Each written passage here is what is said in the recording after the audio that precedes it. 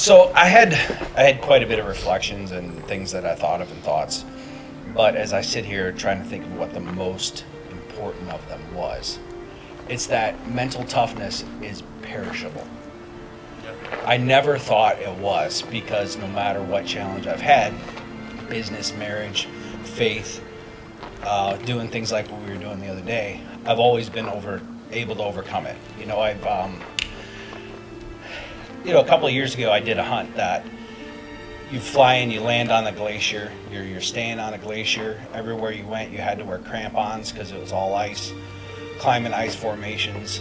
And quite frankly, when Steve told me about this, I'm like, I don't even need to train for that. That's not going to be anything.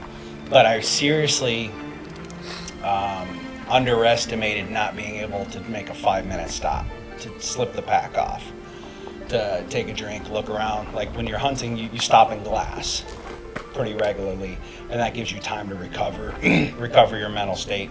And just not having any time to do that at all, and just one step after another constantly, I realized how soft I had gotten over the last 2 years.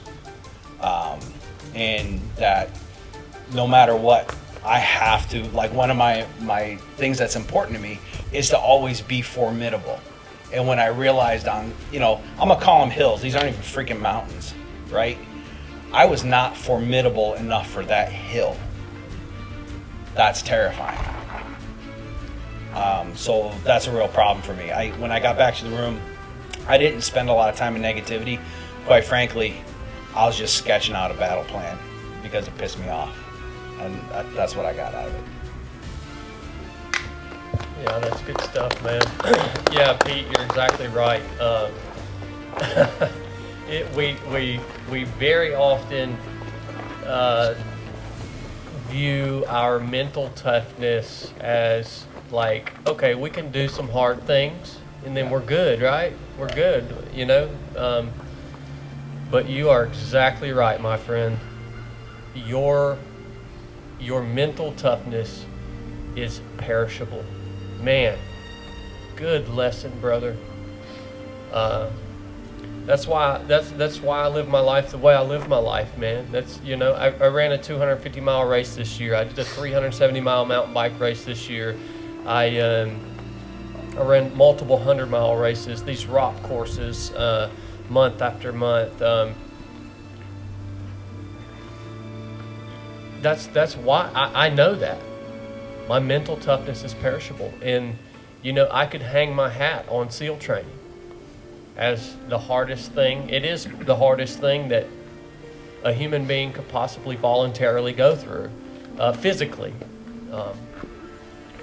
But I could hang my hat on that, but it would be a lie. I would just get weaker and weaker and weaker, and eventually I'd be a nobody. So you've got to do these things. You have to do these things, and it's got to be at least once a year, all right? But in my opinion, it needs to be quarterly. I mean, you've got to put something, when you leave here, you should be, just like Pete said, I was sketching out a battle plan. And I have confidence that Pete's going to put something on his calendar sometime within the next 5 or 6 months that he knows is going to give him the opportunity to work that muscle again. You've got to do it. You've got to put something on your calendar. When you leave here, this isn't it. This is not the thing that you hang your hat on. That thing doesn't exist. You got to put something on your calendar, man. And give yourself a little time to train, to prepare, and to execute.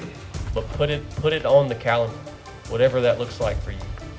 And hopefully it's something that you guys do again as a team here at Trades Talk, because that even becomes more powerful. There's so much more opportunity to grow when you do something as a team than when you do something as an individual. It's really true. So, thank you, Pete. We're going to be back here in April for you guys that are wondering. The 19th, 20th, and 21st next year. So April and October will be our times where we'll be training with them.